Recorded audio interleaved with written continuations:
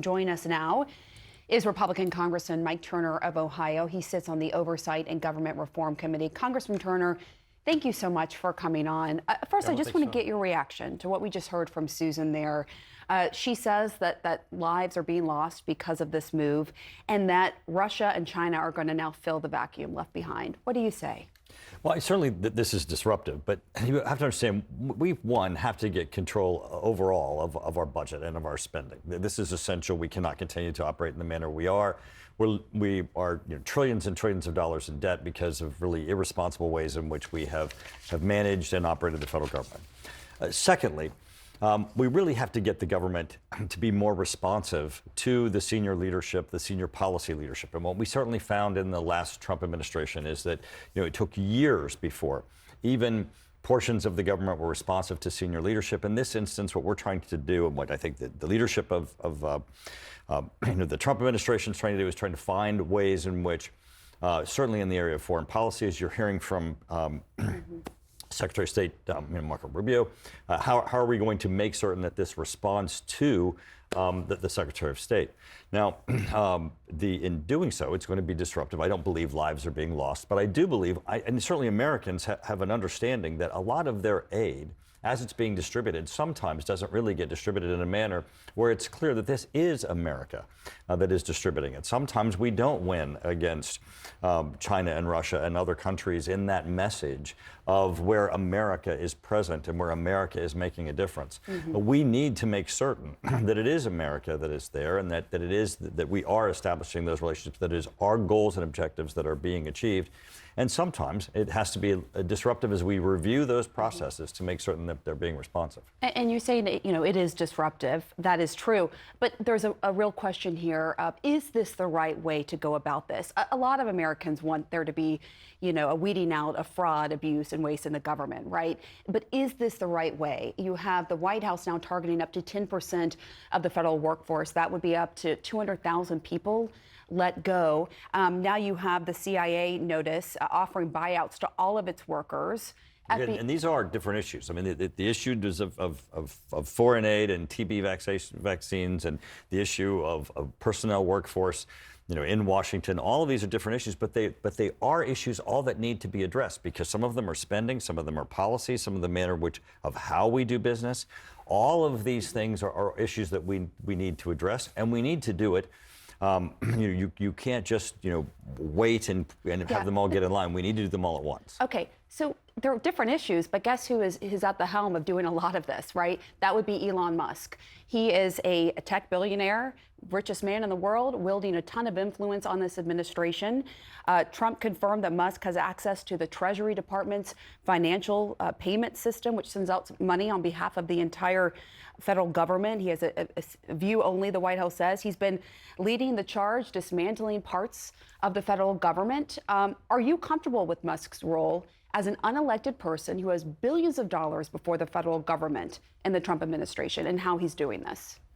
Well, I think, we certainly are always concerned when there's a bull in the china shop, and that's certainly something that we're seeing here. And there are limits, and there certainly are even court cases currently ongoing, and Congress, even as you saw in the USAID issue, the Secretary of State is involved, Congress is being notified. Congress have proposals that are coming before Congress. It is not as if this is being done completely in a vacuum. There are reviews that are ongoing. Certainly, though, this has to be with limits. I do think that some of the news reports are exaggerations of what's occurring, and we certainly will find out, because why do you think that? Because there are news reports that are based upon anecdotal stories of what is occurring, or what Elon Musk is doing or has access to, as opposed to actually what is happening. But the White House the Treasury Department, the White House has confirmed, for example, at the Treasury payment system, they say, yeah, he has access, but it's view only. I mean, Well, that's exactly. not just like an anonymous sources. Okay, That's but that comma view only that you just said Yeah, but he happens to can- be the most incredible, important aspect, because when you report that he has access to it, it makes it sound like he has levers and dials and can pull and push, versus if someone's going to be making a recommendation, hold on a second, if somebody's going to be making a recommendation as to something that needs to be reformed, as to where there is fraud, having access, view only, is to be able to understand what is occurring, as opposed to some reports make it sound like he's sitting there, as the Wizard of Oz with controls and dials with the Treasury I made system, clear, which and is in the completely question different. I made clear it was view only, but as you well know, there are concerns among critics of this that why is this unelected person having access to all of this information about Americans' payments that they're receiving? And there's federal law, as you well know, that prohibits conflict of interest, prohibits employees from participating in matters that could affect their financial interests, government employees. In his dual role as special government employee, where is the accountability here? One thing that we know, our systems are out of control. Trillions and trillions of dollars in debt.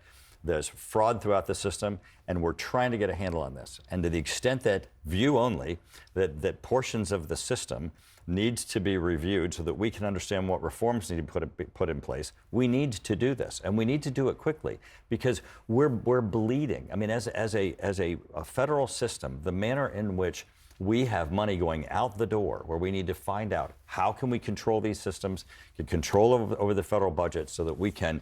But get hold back on. to- Let me just follow up, because you're not answering the question about accountability. No one is arguing, I think, that there should be reform in the federal government. The issue here is how it is being done and who is doing it. An unelected official, a person, I should say, who's a special government employee with conflict of interest before the federal government, billions of dollars, who's at the helm here.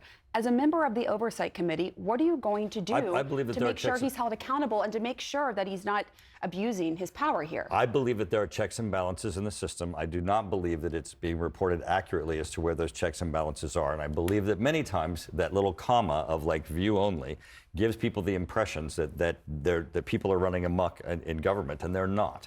They're reviewing systems that we need to understand so that we can understand what's going on and put reforms in place. But because would you this like is to going hear to from be, Elon Musk? There's a hearing right now on all of this, on the government reform and the actions. Elon Musk is not testifying. Do you think he should go and testify in front of the Oversight Committee and really lay out to you? Because you're saying, oh, you don't believe a lot of these reports are overblown. Well, don't you want to hear from him directly about what exactly is happening? and I'm sure, because he's not shy about doing that, I'm sure there'll be time for that. I'm sure he will do that. But let me just ask you, because, I know you said that there are reviews happening in Congress, but there are a lot of lawsuits happening right now. And by the way, the Treasury Department has tons of lawyers. So again, Okay. I believe there are That's- checks and balances in place. It's not as if the bank vault door is open and Elon Musk is sitting in there as the Wizard of Oz. I truly believe there are I checks and understand, balances. but I think there's still this big question of accountability, right? I think that Americans are looking at this and wondering, what is going on here? We didn't put this guy in charge, right? And it has a massive amount of power as the richest man in the world, with all of this conflict of interest in front of the federal government. And we don't really have insight and a clear view of what is going on. And when you take a step back, I know you say that Congress is reviewing, but there are a lot of lawsuits because there's a lot of lawyers who are out there watching this saying laws are being broken and there is a disregard for this. Agencies like USAID, money appropriated by Congress just being, wiped away against the law. And as you well know, the framers created this system of government to have checks and balances. Article 1 of the Constitution makes the legislative branch a co-equal branch of government to the executive branch. Is the legislative branch ceding power here to the executive branch right now?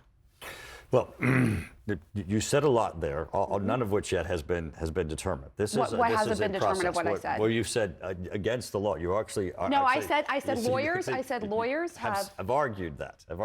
that there are This that there is are a laws process. that Congress made, and Every, at least 4 lawsuits have been filed alleging that laws have regardless been of broken. where you are on all these issues, everyone understands that, one, financially, we cannot keep going in the direction that we are. 2, that this system is massive and enormous and is out of control. 3, we have to move quickly to make certain that we do the triage, the assessment, to be able to find ways to be able to get this system under control so that we can protect the American public and get this back on track for both our economy, to stop these deficits, and to protect our country.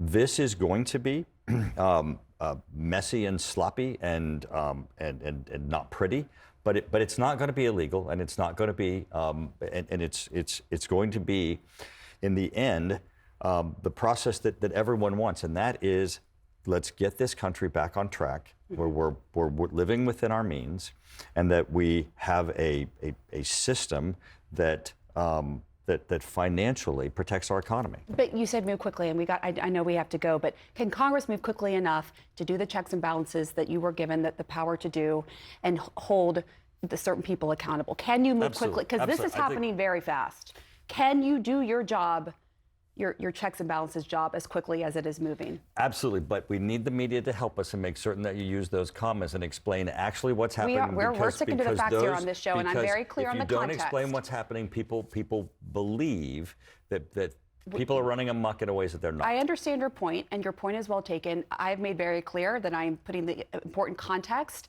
and being factual, but even with the commas, people have a lot of questions, and I appreciate you coming on to try to answer some of those questions. Pamela, thank you. Thank you very much, Congressman. We appreciate it.